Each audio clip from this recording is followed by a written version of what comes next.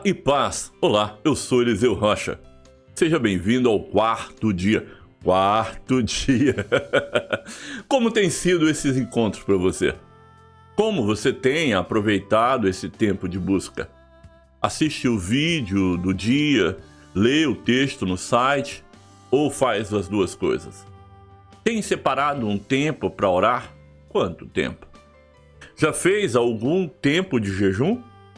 Compartilhe conosco as suas experiências, acesse a nossa página no Facebook, coloque lá, ou conte aqui mesmo no comentário do site, tem uma parte ali para comentários, escreva ali, fale o que você tem participado, como tem participado, o que tem visto, o que tem sentido, e se tiver alguma sugestão, algo que você gostaria que nós compartilhássemos nesses 21 dias, fique à vontade para dar a sua sugestão e com certeza faremos de tudo para tentar adequar ao plano que a gente já tem. Temos um projeto, um cronograma já estabelecido para os 21 dias, e a cada dia algo novo Deus vai nos dando, mas com certeza poderemos trabalhar um pouquinho mais. Graça e paz, vamos em frente. Hoje, como eu disse, é o nosso quarto dia. O tema de hoje é a constância de nossa comunicação com Deus. A constância de nossa comunicação com Deus. Nossa comunicação com Deus se dá por meio da oração? Então, a oração constante é uma responsabilidade, uma obrigação, um privilégio ou um direito. Não há como separar cada uma dessas atribuições. A oração é tudo isto e mais um pouco ao mesmo tempo. Porém, uma coisa é certa, ela não deve ser o nosso último recurso. Ela é a nossa primeira tarefa, entendeu? A oração não pode ser o último recurso. Ela é a nossa primeira tarefa. Salmo 5:3 diz: de manhã ouve, Senhor, o meu clamor. De manhã te apresento a minha oração e aguardo com esperança. Falamos ontem acerca da posição que a oração deve ocupar. Antes de tudo, a oração ela precisa estar na nossa vida antes de qualquer coisa e também no nosso dia. Para a grande maioria dos cristãos, a oração deve ser a primeira tarefa ao amanhecer, pois nessas primeiras horas do dia, segundo esses cristãos, estamos mais livres de nossa preocupação, de nossos problemas e atividades, bem como podemos entregar o dia inteiro nas mãos de Deus. Eu concordo com eles, mas a questão é que, na verdade, não é o horário de nossas orações que interfere ou muda alguma coisa, mas é a constância de nossa comunicação com Deus. A nossa relação com Deus deve ser regular e diária, não apenas movida por situações adversas. Salmo 55, versículo 17 diz: à tarde, pela manhã e ao meio-dia choro angustiado, e ele ouve a minha voz. Então entenda que não é a circunstância que estabelece que eu devo orar. Não pode ser a circunstância. Ela estabelece, sim. A maioria das pessoas ora quando está aflita, ora quando está com um problema, mas não deveria ser assim. Experimentar Deus guiando o nosso caminho por meio da oração é melhor do que ser movido pelas circunstâncias. Uma irmã anciã, há muito tempo atrás me disse que a grande maioria dos evangélicos sobrevive na misericórdia de Deus ao invés de viver na graça. Eu tenho que dizer que ela está certa. Lucas capítulo 3, versículo 22 diz que as misericórdias do Senhor são a causa de não sermos consumidos. As misericórdias do Senhor são as causas de não sermos consumidos, porque as suas misericórdias não tem fim. Separei algumas definições acerca da palavra misericórdia, afinal, nós precisamos às vezes fazer algumas pesquisas, né? Senão fica tudo só naquilo que nós já sabemos. E eu fui até o dicionário bíblico Chapman, do Russell Chapman, e tirei ali algumas coisas para compartilhar com vocês. Separei algumas definições bem poderosas acerca da palavra misericórdia. A misericórdia é o ato de tratar um ofensor com menor rigor do que ele merece. Trata-se do ato de não aplicar um castigo merecido, mas também envolve a ideia de dar algo que não merece. Forte, né?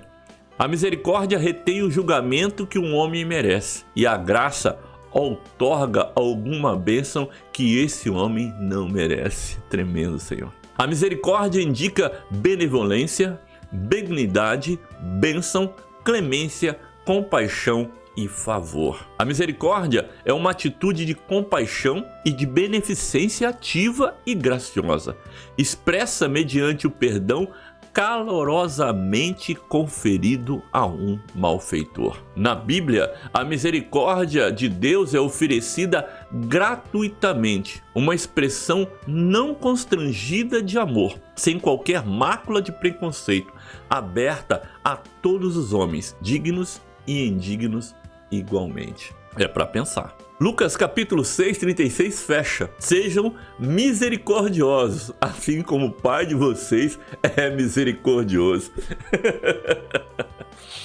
Pelas circunstâncias, nós clamamos por socorro, livramento, refrigério, e aí encontramos misericórdia. Não que isso seja errado, mas seria desnecessário se apenas mantivéssemos uma comunicação direta e constante com Deus. Afinal de contas, misericórdia não é algo tão ruim, porém, pela oração encontramos o caminho para o trono da graça.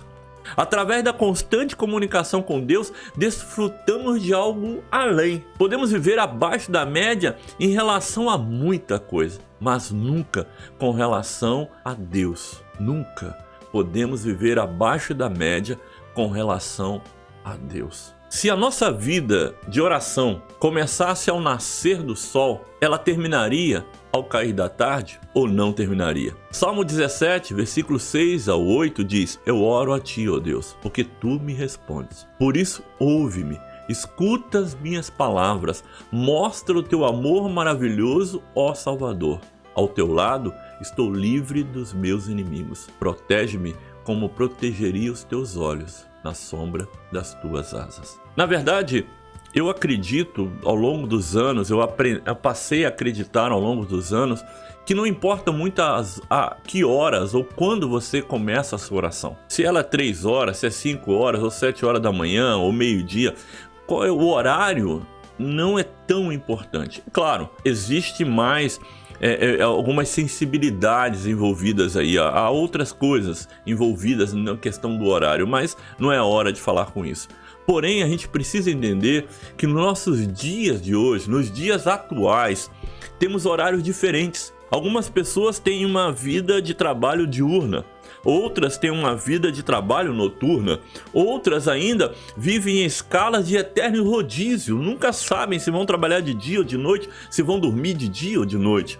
Suas vidas seguem padrões e relógios diferentes da grande maioria das pessoas. Então, o que importa nesse caso não é se ele ora ou não. Não importa, isso importa sim. O que importa nesse caso não é o horário, mas que ele comece e tenha uma comunicação constante com Deus. Isso importa, que ele comece e tenha uma comunicação constante com Deus. Lembra do texto? Ouve, Senhor, o meu clamor. Te apresento a minha oração e aguardo com esperança. Muito bom. Como todo dia, a gente tem trazido uma ilustração. Hoje eu trago uma ilustração que provavelmente é muito conhecida da grande maioria dos cristãos.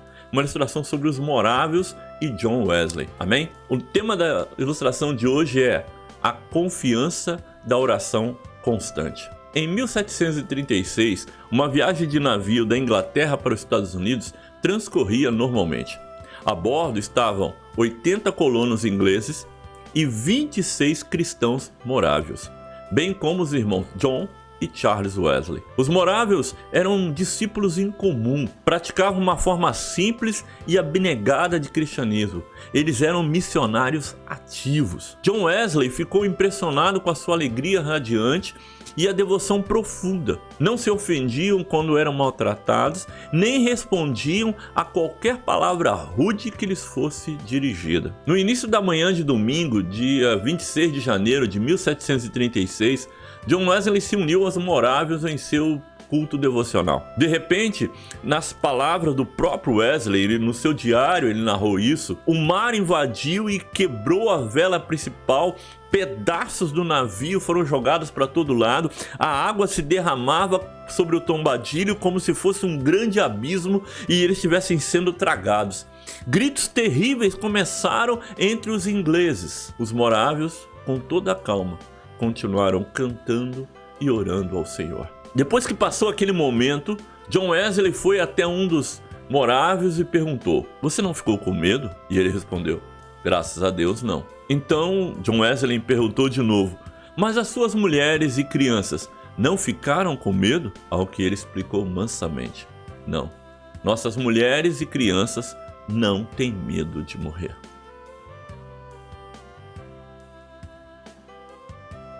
É isso que faz a oração constante.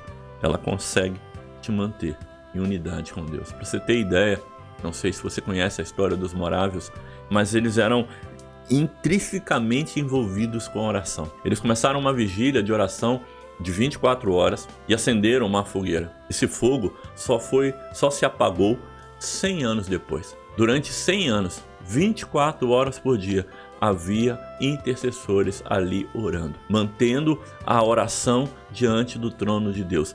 24 horas por dia, 100 anos seguidos. Isso é oração constante. Afinal, tudo indica que a oração constante é uma responsabilidade, certo? Sim. É uma obrigação? Sim. É um direito? Sim.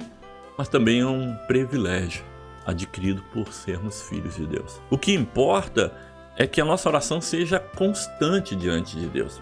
A nossa comunicação com Deus seja constante. Se vivermos assim, não ficaremos presos ou à mercê das circunstâncias. A oração constante nos mantém no plano de Deus, nos faz ver a vontade de Deus. Lembra do texto? Ouve, Senhor, o meu clamor. Te apresento minha oração e aguardo com esperança. Aleluia, muito bom, né?